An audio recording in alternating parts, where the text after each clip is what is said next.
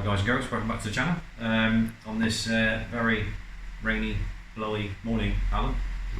But we're inside here, so it's fine, isn't it? Right, so back on ST225. Alright, so another new customer. Another performance blue one now. Seem to see a lot of them in performance blue, don't we? Yeah. So from North Devon, which is great. We always love to see existing customers and new customers. Always get a buzz out of that. So what's this one in for?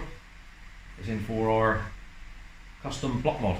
Alright, so as you know by now, you've been following us, viewers, you know exactly the way that we do it. Alright, no stone unturned. Everything's all checked and changed. We don't mess around, with regards to auxiliary tensioners and belts. We'll ALP stud it. Our individual block mod is to this block. So yeah, so Alan's just started to take this part. Now this apparently this runs stage 2 software of what some other tuning companies done, which is absolutely fine. Wayne's happy with that. It's absolutely fine. If he's happy, so are we. He's other bits that he's got on it, all the hardware that you can see out. So he's already got the uprated boost hoses. So to go with his Airtech crossover pipe, he's got the boost hose down onto the turbo, which is important because the standard one's quite restrictive. You can see, keeping it all in unison, he's got the performance blue Airtech plenum, and again, Symposia delete, and he's got all the rest of the boost pipes. Intercooler, don't know what make that is. Airtech. Is it Airtech? Right, so he's sticking with that thing. He's got all the boost pipes, hot side, cold side, which is really important. Alright, so, and he's got the operating RS back, although it's not been installed particularly well, as you can see. So they've just, whoever's done it's just that'll do. And then you've already found something on the crossover pipe there, Alan, yeah? Because obviously on the crossover pipe they come with 2 vacuum outlets, right, on the back, which is for whether it's facelift or pre-facelift. And Alan. Yep. What did you find? Missing bung.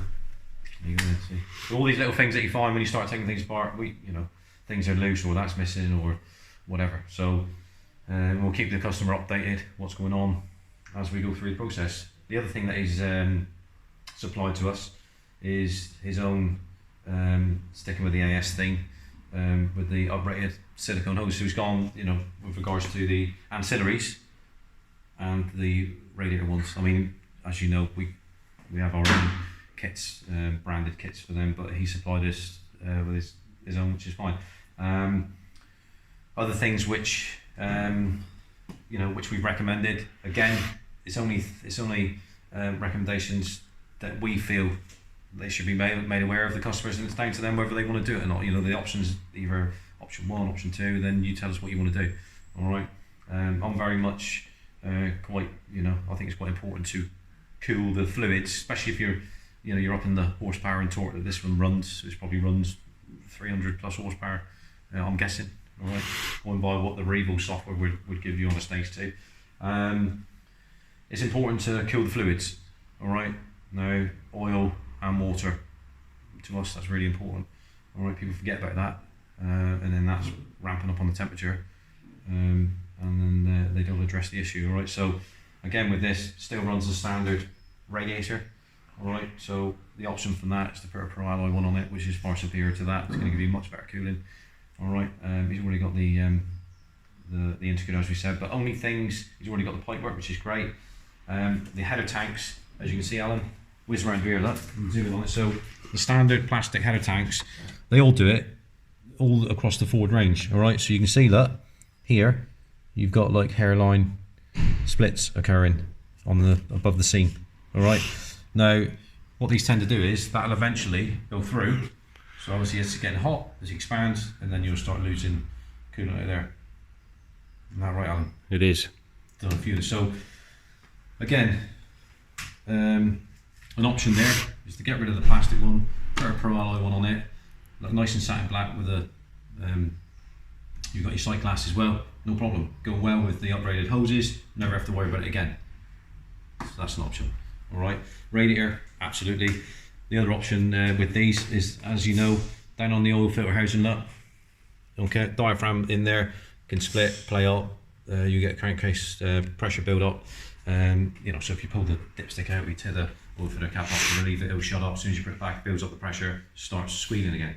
All right, so not ideal. All right, so what we recommend on that, again, this is an option. There's lots of different options that we talk to the customers about, and then they make the final decision. We're only here to give advice. All right, so that gets changed. You've seen what we've done before on the oil filter housing. The Pro Alloy again. So breather plate top, that right up? Yep. And then run to the oil catch can, which will be up here, and it'll breathe it to atmosphere. All right, so it's not recirculating all that rubbish through the intake. All right, and last thing, again, all staying on the what we said about cooling oils and fluids and making the engine breathe and run better, is the oil cooler. So we tend to get rid of the standard OE oil cooler on the back of the block. All right, if you upgrade that to an RS one, it's effectively the same. It's just that if the cartridge is a bit thicker. So, you know, we don't. To me, the way I look at that is, it's water cooled. All right. So, if a seal goes in that, which I've said many times, and we've seen it happen, the water and the oil's going to mix in some way or other. Oil in the water, water in the oil, whatever. All right. Worst one is the oil going into the water. All right. So, not ideal. So, as a preventative maintenance thing, get rid of that. Run a separate remote oil cooler. All right. So then you haven't got that worry then. So you're cooling the oil from an oil cooler on the front and independently. All right. So it's not relying on, you know, the water cooling it. You know, get rid of that. And then you've got your water cooling side of it, like we said with the rad. You got to worry about any of the because these pipes that are out. See, these are the stock radiator pipes and ancillary pipes, all right, which for a car that's 2008, all right, so 12-year-old hoses that have been heating up, cooling down, they deteriorate. We've seen it happen, haven't we? Yep. With pipe split, you did on ST180, didn't you? He was lucky. Little small one, split, and losing coolant. Now, if he didn't realise that, if he was doing down the motorway doing whatever speed, and one of them just opened up and then it popped and dumped all the coolant before he could pull over, engine's gone. That's it. So it's when you fit these uprated hoses, that's it really. I'd be, you know, it's preventative maintenance. You're not going to have any issues with one of them blowing up here. All right, so that's it really. So we're going to get stuck into this. I mean, little things like this. Look, so this relocated AirTech ECU holder. All right. Now the reason why he's got to have that set up is because he's got the AS or AirTech whatever induction, you know, enclosed air box, which round one which sits there, which is in the boot. It's in the boot on it. So we, you know, what, you know, guys and viewers know what I'm talking about. So it's like here, look. All right. So we said about this as being like really, you know, messy. Same with here, look. So why would you leave that like that? Now, we certainly wouldn't, you know. So I wouldn't leave it like that on my own car. So that needs to be properly loom taped, you know, properly loom taped up, so it's all nice and neat, and down here as well. Because it just, the first thing I'd be doing is looking at that. I think, well, why didn't they finish it off? Oh yeah. Maybe they run out of time or something, or ran out of tape. Maybe they ran out of tape, or maybe they just couldn't be bothered, innit? So yeah, so we're going to address that, sort that out, and anything else we come across, we'll be honest and tell the customer what we think, and then it's down to them to decide whether they want to go for it or whether they want to do it at a later stage.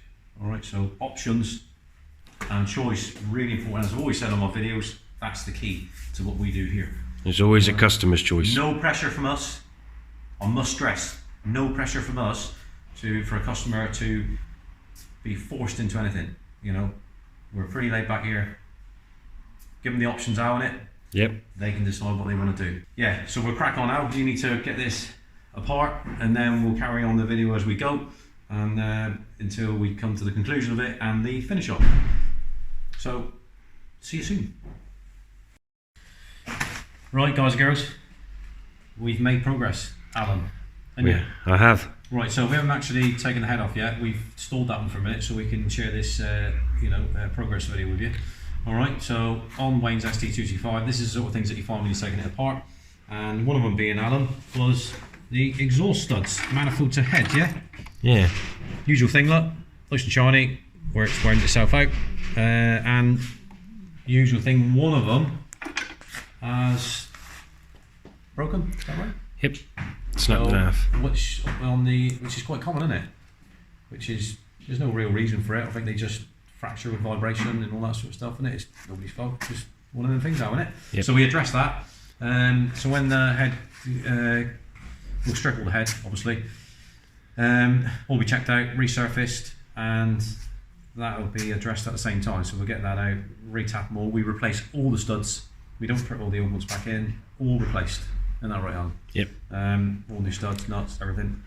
Now, I don't know if you can see there. Look, is the you look at the surface on the cams. Lovely, isn't they? Now, to me, again, I'm only giving you my own opinion. You don't have to go run with it.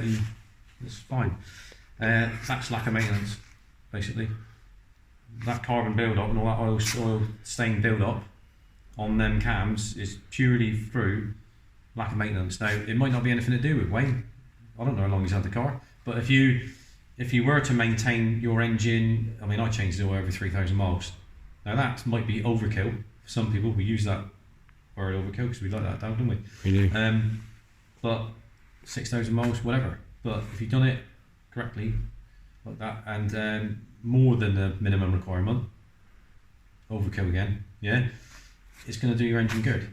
All right. So if you've done that, the correct oil, changing the filter. We've seen some of these oil filters absolutely strangled the cartridges, haven't we? Yeah. They can't even flow properly. So obviously everything will be checked to make sure that the oil ways are all good. Obviously when we pull the head off, we'll be able to see, but all the inlet valves, you can see them now. All the inlet valves, pretty clean. We won't know what the exhaust valves are like until we take the head off, and then we'll show you that as well. But again, these cams will go for a hot wash, and they'll all be coming, cleaned up so they'll look as presentable as they can. Obviously, they're gonna have a little bit of wear on them. It's done mileage. So, but even so, we'll use the term, they'll look like new. Yeah. All right. So anyway, so the other thing which we had a comment on the on YouTube on a comment, which is fair enough, was before we do that, that's the usual thing. Look, usual thing out on it. Yep. So the exhaust manifold drag gasket, it's just deteriorating, just broken apart. It's gonna be changed anyway. Right. So these little fellas on the end there, look, yeah, they should be loose like that. Alan's loosened them off. All right. So when you knock the caps out of there, all right. Now, basically, to get the tool in the back, you need to get these off. All right, Al? Yep. For the tool to lock in. Now, I had in quite, fair enough. We always like, viewers commenting. That's good. We always say to comments down below. He was asking about how do you undo these, because he struggled, and he's pretty much rounded them off now. Now, obviously he's been trying, and that's what happens, right? You want to try and avoid doing that, to be honest. All right, so he said, how do you do it? Right, well, the way we do that is we give him a little tap on the end, a little shock, okay? And then we'll get the torch bit in there, give that a little shock, all right? And then we'll make sure it's supported so it can't move, all right? Which is fairly straightforward. You just get hold of it and stop it from moving. What do you want to do on the cam end? Well, we have one on the cam end and one on this end. Exactly. So hold it in position, all right? Two of you will do it. Easy does it, and then just crack them off. All right, you can feel whether it's going to round off or it's super tight. If you think that right, shock it a few times again. Try it again, shock it a few times again. You just got to be patient with it. And we've never had one, unless somebody's had a go before and it's rounded off, which would be ludicrous, because if they'd done that and managed to get it off, you wouldn't go putting a rounded off one back, would you? You would replace it. Well, you would like to think so, wouldn't you? Well, yeah. So we've never had any problems, have we, Al? So we don't, that's not something we've experienced. But to the viewer who asked that, that's how we do it. So hopefully that'll help, and give it a go. So I know it's a bit of a. So if we were in the same situation as you, where it was rounded off, the only way that the next phase that I'll be trying to get them off with, right? Well, I'll take the cams out, obviously, all right, and or in place that you could do all that. You can actually try and with a decent real like pinpoint chisel, pointed chisel, real like precision one, you could you know, like a dot punch, yeah, and then shock it like that, and then try and tap it round. All right, you'd have to be a bit careful with that. Other than that, you'd have to whip them out. Yeah. Well, or a multi-spline. Yeah, anything. You could tap a multi-spline in there. Lots of different ways you can try it. You know, if like Al says, if it's rounded off already, try and tap a multi-spline in there, all right, and see if that undoes it. Do you get shocking and all that sort of stuff? If not, then get a little pinpoint precision chisel and try and tap it round. Try that. You know, it's the sort of thing where, unless you're faced with a task, you sort of like decide what you're going to do there and then, don't you? It's difficult to think, oh, what would I do there? Oh, I'll try this. Well, would you? You know, as you go, you think, oh, right, I'll try this, try that. You know, so we tend to deal with it as we're upon the problem, like that. All right. So next phase is to whip that head off. We'll get it on the bench, and then we'll get it all stripped, and then we'll talk you through. You know, when Julian comes up, we'll talk you through with the block mod side of it, because as we said before, our block mod are, you know, precision, custom to the block. All right, that's how we do it. You know, each individual block is, not all the blocks are the same, are they? They might look the same, but the tolerance is different. All right, so it's unique to the actual block. Yeah, there we are. So that's that part, and then we'll crack on soon. Right, guys and girls, what a presentation. Alan done this, didn't you, Alan? I did. So, yeah, a lot of thoughts gone into that, you know. It has. But yeah, so ST225, the block mod that we're doing on it, etc. As you can see, so we thought we'd do an exploded view on the bench and just briefly just talk about what's going on here. So, and that's not all of it. It's not. Whilst we're waiting for the head to come back from people this. All right. So as you can see, this particular one is a manual tensioner. All right. So the differences between the tensioner, auto or manual. We say manual, Gates power grip, complete kit with water pump. All right. Also, this is what we talk about time and time again. This is the auxiliary belt tensioner kit. 2 auto tensioners, belts. People don't do that. All right. Now the way I look at it is everything's got a shelf life. It's a serviceable item. So if the car's done whatever 80,000 miles, and they've been doing this for 80,000 miles, tensioning their belts, all right, it's just changeable. You know, it's just preventative maintenance, because if one of them breaks up, the pulley breaks up. We had one on a Merc yesterday, CLK Merc. The actual idler guide pulley broke in half. He's lucky because the belt come off. I mean, it's a bit different on that, obviously, because that doesn't, you know, it's not, and it doesn't have a cam belt or anything on the Merc engine, on the 3.2, but it's could have jammed up in the crank, and then I see you later to the engine. All right, but he was lucky, it didn't. It just, you know, he missed it. All right, but that's the importance of changing it. You know, it's all original on this car. We change it. If I don't do that, I ain't doing it. You know, if that's the way I'll do it. Wouldn't be interested in doing it unless we do all this, because it's the right thing to do. It's not an add-on sale. It's a preventative maintenance, and it's important to do it. All right, as we've said before, where somebody didn't do it in the car before it came to us, and it threw the belt, and it cost him thousands and thousands because it just bent all the valves and destroyed the pistons. All right, there we are. All right, so we'll talk about this as well. So what's happening with this one is intermittently the clutch pedal, all right, would lose its resistance, and then you have to pump it up. All right. He is a new customer, first time he's come into us. He was told it was the clutch slave. Well, it's not the clutch slave, all right. So they done the right thing, changed that, put an RS clutch in it, dual mass, changed the slave. They've done all that, and it's still doing it. All right, it's not the slave.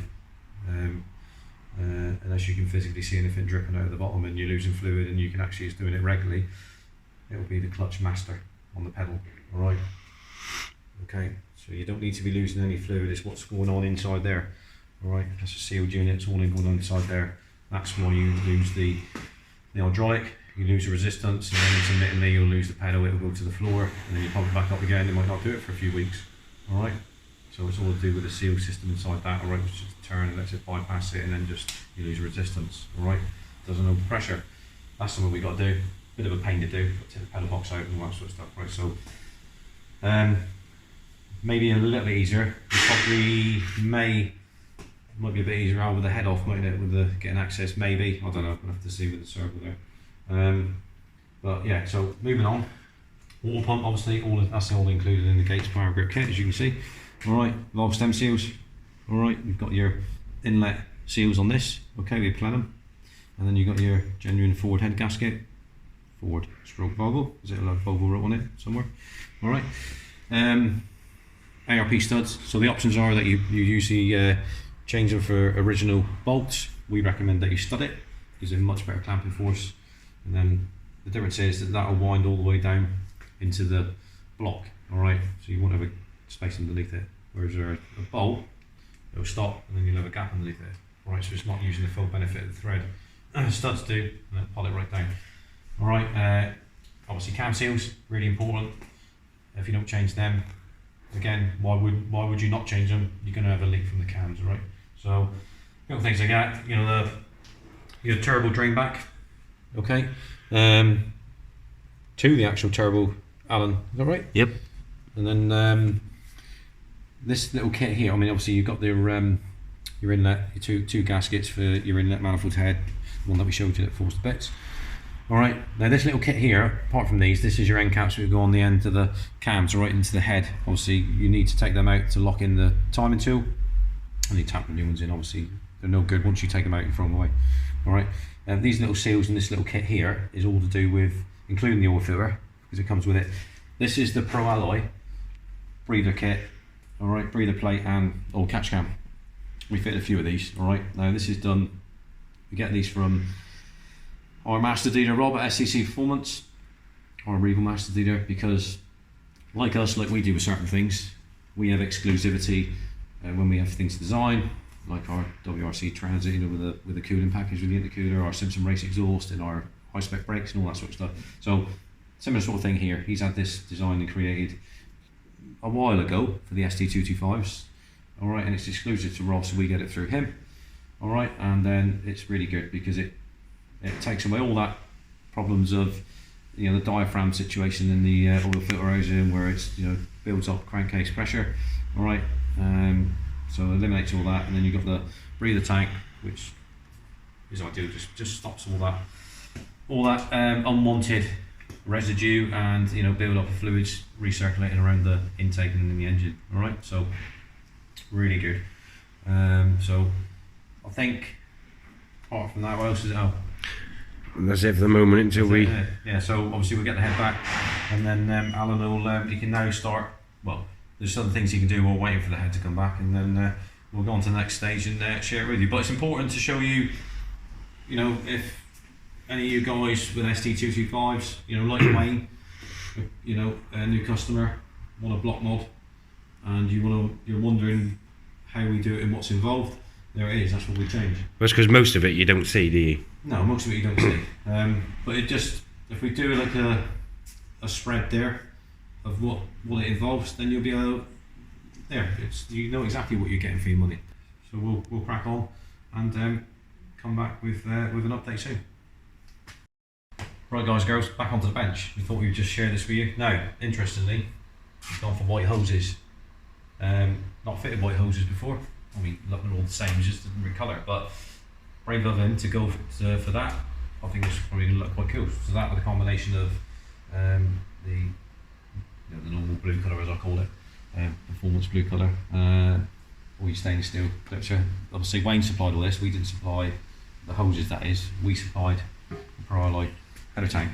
So again, good upgrade, sight glass, and you know, you haven't got to worry about the, as we showed, and we'll show you on the, you know, when we've completed all the video and put it all together, you'll see that the original plastic header tanks, they just deteriorate, and then you get a hairline crack split along it while seaming it. And yep. Eventually that opens up, and then you get a leak.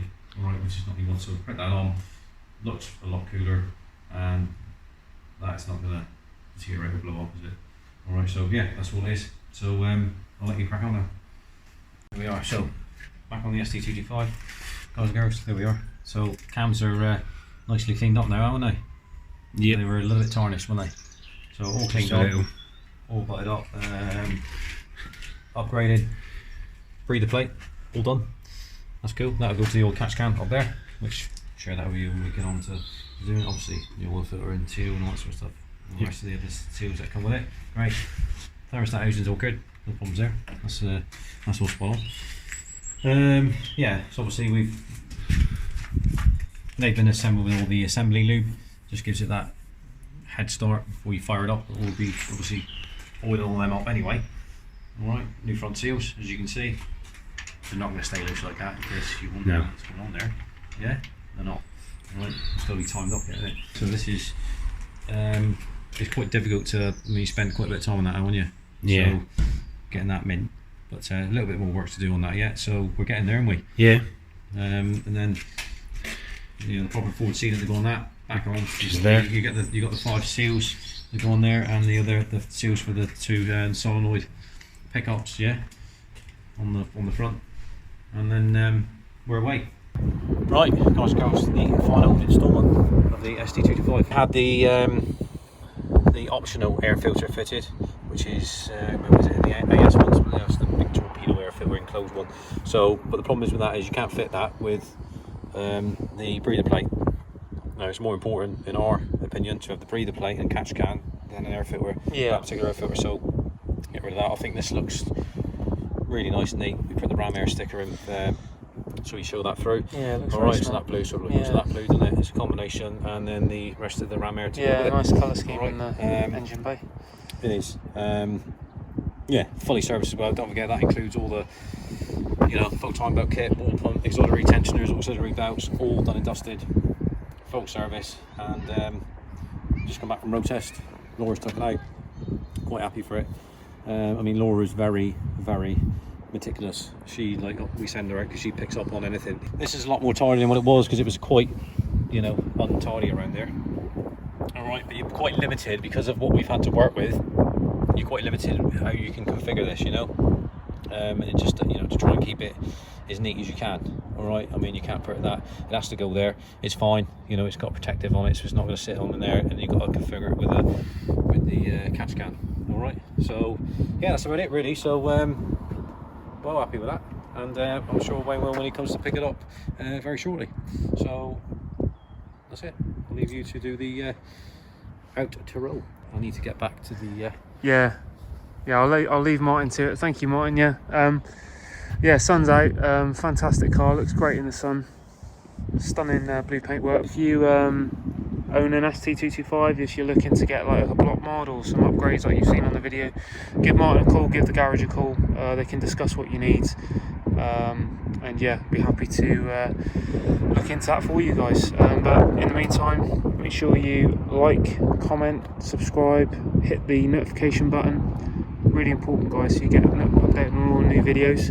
And if you like this, if you want to see more fast forward content, subscribe, and we'll see you on the next video. Cheers, guys.